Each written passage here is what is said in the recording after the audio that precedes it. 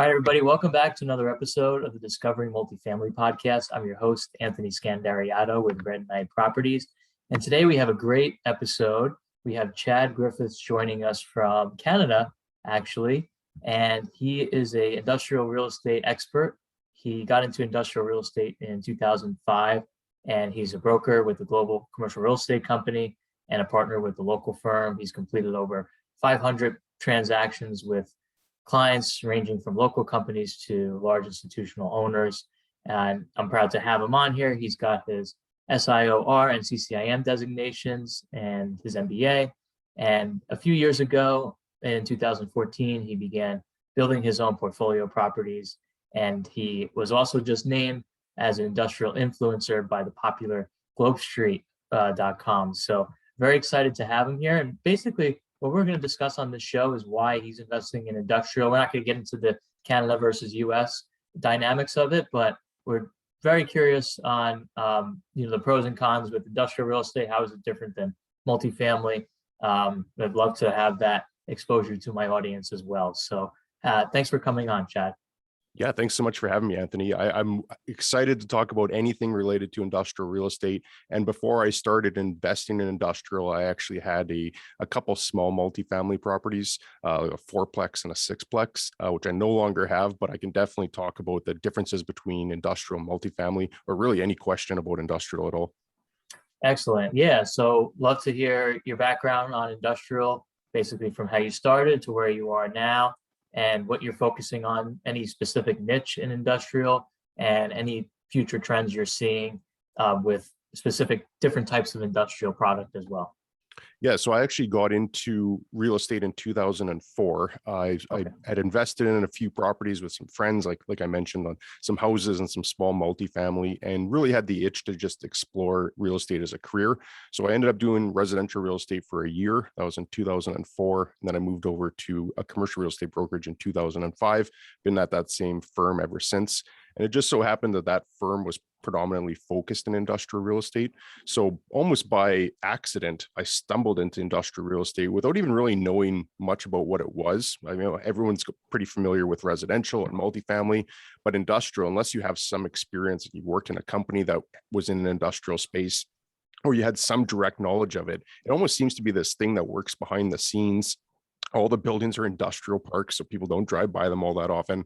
So I stumbled into it, but I'm very glad that I did, because over the last 16 or 17 years now, it's just become a passion of mine to learn everything I can about it. And I've transitioned my portfolio to being 95% industrial real estate right now.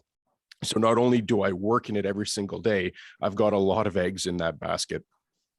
Excellent. So can you talk to us a little bit about the net lease aspect of it, or the management aspect of industrial, and how is that different from your experience with apartment buildings and so on and so forth?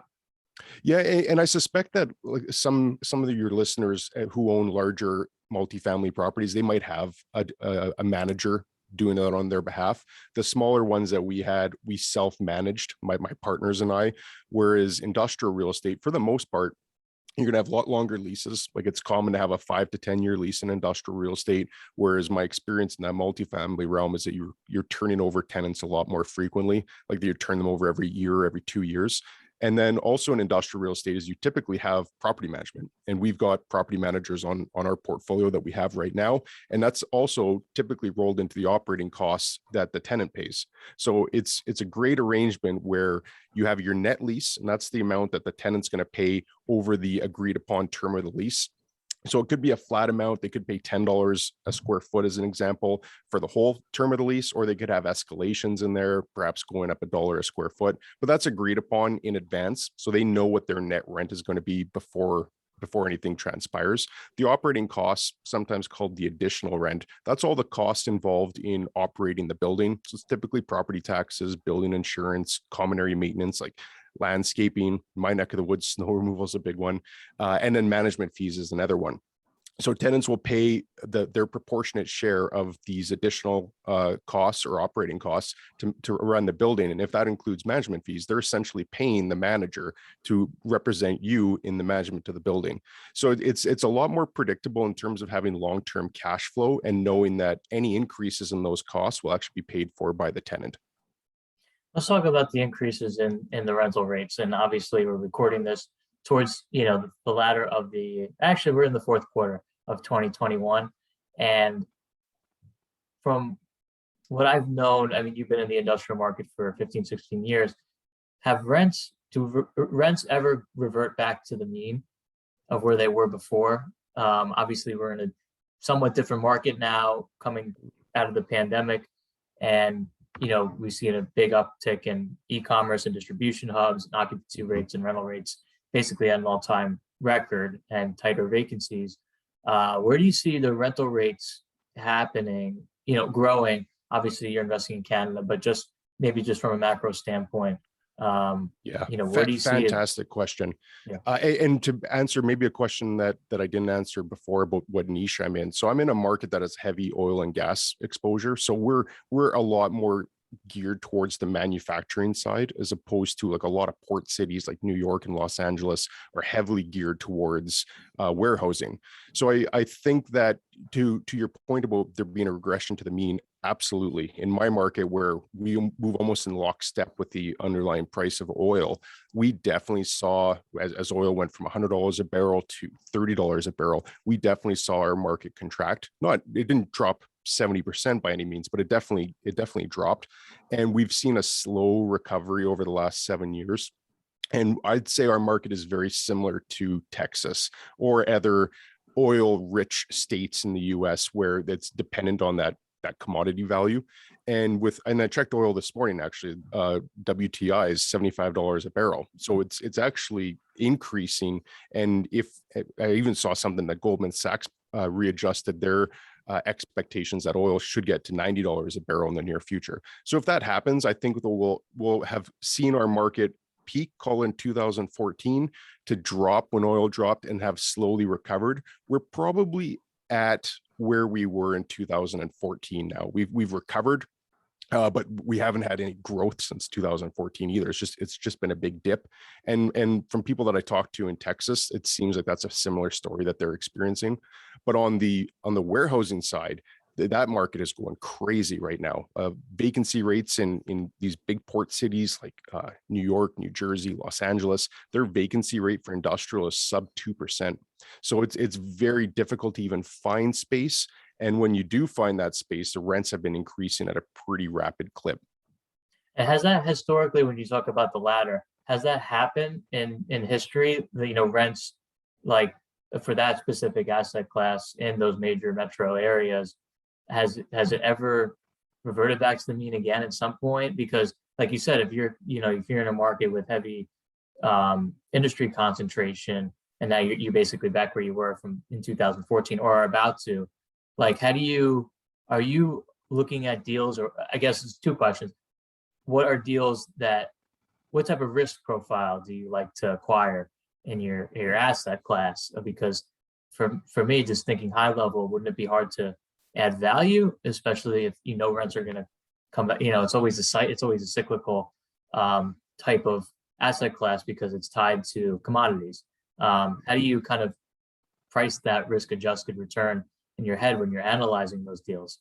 Yeah, and a great question as well, because I would say industrial real estate over the past number of decades has actually been a very stable, slow growing asset class. It almost moves in line with inflation because the market itself, the industrial market, serves the consumer demand. The reason that we're seeing this warehouse driven appetite right now is because of e-commerce, and everything has to flow through a warehouse to get there. So it has moved historically pretty close to inflation, but over the last 5 or 6 years, we've seen a rampant increase in the demand for these warehouses. And it's gone to the point now where I don't know myself where I'd feel comfortable investing in a warehouse, which has seen this incredible growth. And you have to think that, to your point, Anthony, like there's always cycles. I'd have to think that some of these tenants that have just entered into new lease agreements and call it a 5 or 10-year lease, they're doing this at the height of the market.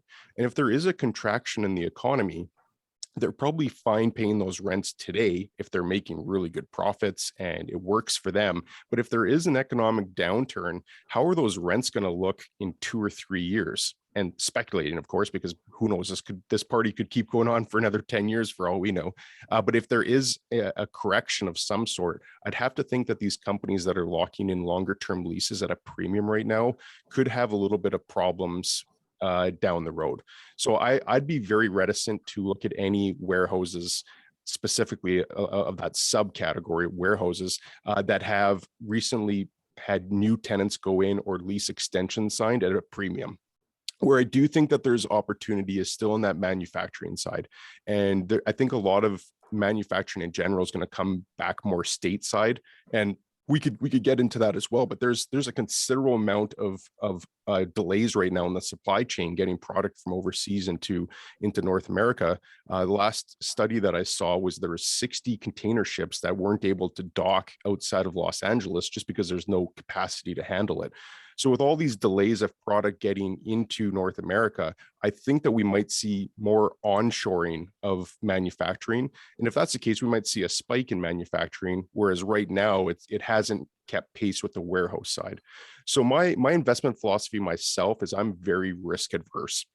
I tend to look more at the downside risk as the most important thing that I evaluate. And then I get into how it could look on a 10-year performer if I run a discounted cash flow analysis.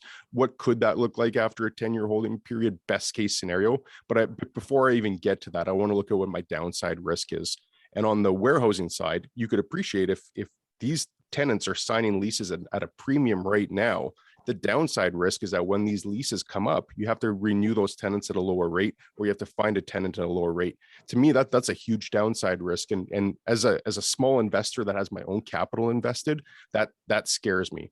If it's a big institutional fund or a big company that's doing it, and it just becomes a rounding error, if there is a loss, they might think differently of it. But because I've got all my own capital in this, I want to protect my capital before I start targeting big premiums on it. So that's kind of how I look at it, is the manufacturing side. If you're buying right and we're trying to anticipate that there could be an increase in manufacturing sector, and a lot of caveats in there as well, because none of that could actually manifest and could be a problem there. But at least if you're buying something that hasn't had that big spike in appreciation, you should be able to control that risk a little bit better versus buying a warehouse where you're already buying at a massive premium. It's hard to imagine how much further that can go. Excellent. So when you're acquiring your industrial assets, are your tenants, are you multi-tenanted, or are you single tenant, kind of net lease deals? Is that, obviously the areas where you're invested in are concentrated in one industry for the most part. So do you have multiple tenants in the building to kind of spread that risk out? And obviously some of them have, let's say, 3-year leases, some have 10, some have 15 even, and how do you kind of just look at the above market, like you mentioned, above market rents? Who's to say that they're above market right now, because we don't know what's going to happen in 10 years. And, but some of these companies, they have 3 to, I've seen high as 5% escalations per year, and they sign long-term leases. Like you said, how is that going to play out if they want to blow out the space come 9 years down the road? They give a year notice. Tenants got to, landlords got to pay their TIs and their LCs. So how does that really affect your investment? Is there going to be a repurposing, or is industrial, to like multifamily, one of the highest and best uses right now, at least in North America? Like, it just kind of, how do you like you were talking a lot about risk, so just a little bit, diving a little bit more into that.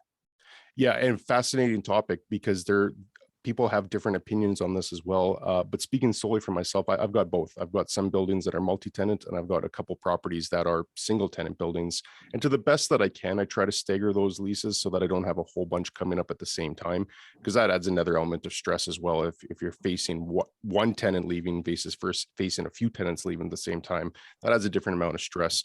But I think the most important thing is to really just have some game plan for what happens if the space goes vacant. And I'm a big advocate of any property that I buy or that I advise people on buying is to imagine the property being vacant today. Even if there's a 5-year tenant in there or a long-term tenant that's perhaps it's a tenant that's been there for 30 years and they're on a year-to-year lease right now, and you think that they're going to stay, I always envision that property being vacant first, because then you have to go through the mental exercise of determining how leasable or saleable that property is if that tenant goes dark, if they go bankrupt, they do a midnight move, or they just don't renew. If you go through that exercise in advance, you're going to be much better prepared for any potential pitfalls. So that would be, what condition is the space in? How much money am I going to have to spend on TIs to get this up to a rentable level? Are there any limitations to the building? In industrial real estate, one of the most important things to be cognizant of is that there can be physical limitations to that property, which might make it less desirable than something more modern. Perfect example that I use all the time is ceiling heights.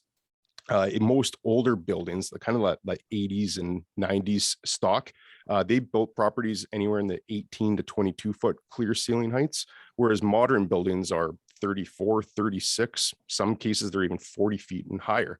So you can appreciate that a company that puts a lot of racking in their space, if they can get an extra layer of racking or an extra 2 layers of racking, then they can start taking advantage of that cubic footage as opposed to just relying on the 2-dimensional square footage. So that's just one thing to be really aware of is if you're considering a property and has 20-foot clear ceiling heights, what is the rest of the market in comparison? Is the rest of the market all 20 feet, or are there a lot of comparable properties at 34 feet? And if they're roughly the same price and lease rate, like if you're considering buying a property and let's say the tenant's paying $10 a square foot and you're looking at the market and modern buildings with higher ceiling heights are also $10 a square foot, to me, that's a problem. That's something that I'd really want to dive into deeper and find out why. And again, that just goes all back to protecting your downside risk, which I think is critical in industrial more so than any other asset class. With residential, and Anthony, you're an expert in this field, you know this really well. If you've got a multifamily building, chances are that you're going to be able to find tenants for it, right? You might have to drop your rent a little bit per door, or you might have to make some adjustments. But if you've got an apartment building in a good location, you're always going to be able to find tenants for it. Industrial is not the same. I have one client that has an industrial property in a small town outside of our metro area. So it's about 20 minutes outside of our major market. And he's been struggling to find a tenant for 2 years now, just because it's a small town, it's an older industrial property. There's more options available if for roughly the same price with more amenities, more physical attractiveness to the building. They're newer, higher ceiling heights for roughly the same price. So how is this guy going to actually find a tenant when modern buildings are going for the same price? So that's why I think industrial real estate can be an amazing asset class. And there's a reason I've put all my eggs in that basket. But you also need to be very careful and cognizant of what can go wrong. And it probably sound a bit redundant, but that's protecting that downside risk. So you're talking a lot about downside risk, which I can appreciate. Can you talk a little bit about, and you kind of touched on it, but the replacement costs of some of the industrial assets that you're mentioning, and if how is it possible that a same building within the same market, basically another foot, maybe even 2 feet in some instances, have higher ceiling heights and still be at the same competitive rate as the one with lower, given where we are with inflated construction costs. I'm sure you're seeing it in Canada and we're seeing it in the US as well. I've never seen that unless industrials, cheaper on a per square foot basis to build than multifamily, and it's not as amenitized and you have more open space. So how are developers, and maybe this is more for a developer, but how are they kind of being competitive with the market, but at the same time watching their construction costs and making sure that they need to meet their yield to cost projections for their business plan? Well, I would say the first thing you need to check is how hot that market is. And an easy metric is just vacancy rate. Like if you're in Los Angeles or New York right now and you're looking at a sub 2% vacancy rate, it doesn't even matter. Like people just need space so badly that they're willing to pay whatever they need to pay to get it. And that's an exaggeration, of course, and they're not paying whatever they have to, but in many cases they're forced to pay what the landlord wants if they want to lease it. Otherwise, they just don't get the space. So if you're in a really hot market, it changes from a market like mine where we've got about a 6.5% vacancy rate, which still isn't crazy in the grand scheme of things, but we're coming off a market where we were 2% 6 or 7 years ago. So I'd say that how hot the market is the first variable to check, and then just to see how comparable the properties actually are, because there could be a difference between two landlords. Let's say one owns a vintage 80s industrial property and one owns a newer modern building. They might be asking the same rate, but what actually happens and what the deal actually looks like when all is said and done could be quite different. The landlord of the modern space might not have amortized in any build out space for the office. It might have just been on a pure as is asking rate where any work that had to get done gets amortized into the lease rate. So then the face rate is actually a lot higher. And on the other side, an owner of an older industrial building might have given a lot of concessions. So they might have given free rent, they might have given huge TIs, any amount of inducements you can imagine to keep the face rate the same. But until you peel back the onion, you see actually what the two are. In the majority of cases, there still will be a noticeable spread between that old inventory and the new modern stuff. But it does really go back to functionality of the property. You might find a tenant that can work with that property, and maybe it's in a better location because a lot of that older industrial stock tends to be more condensed around the city core. It's not common, and I'm sure it's similar in your market, Anthony, as mine. It's not common to just be able to find like a 5 to 10 acre parcel of industrial land right outside the city core. So that a lot of times if people want to be in those areas for strategic purposes, they have no choice but to take that older modern stock. So it's hard to generalize what exactly separates the two, but generally speaking, if you're the tenant of the property, you're going to have all the options on what you choose from and what you ultimately want to pay. But on the other side of the token is the landlord who has the property. And I think it's incumbent on that landlord to at least just fully understand what that asset is, and equally important, what it isn't. Excellent. We got a lot of peeling back the onion to do, and I'd love to do that on another episode with you. Yeah. Chad, how can my audience find you, learn more about your company, learn more about industrial real estate? How can they do so? Well, I started a YouTube channel on industrial real estate about a year ago.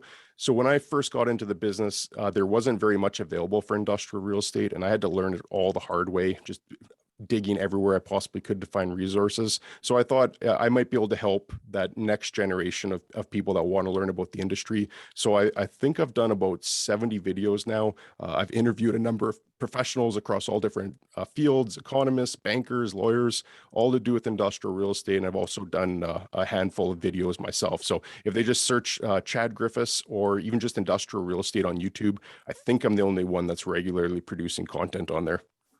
Excellent. I'm definitely going to check that out myself. And we'll have a link to Chad's YouTube channel and his social media platforms in our social media description. And if you liked what you heard and or saw today, please give us a rating and review on iTunes so Chad and my message can get out to a larger audience, because that's just the way it works. So really appreciate your time for coming on, Chad, today. And hopefully we'll have another conversation in 2022. Yeah, absolutely. Great questions. You're a natural podcast host, so I look forward to catching more of your episodes as well. Thank you, Chad. Appreciate it. Thanks for having me on, Anthony. All right.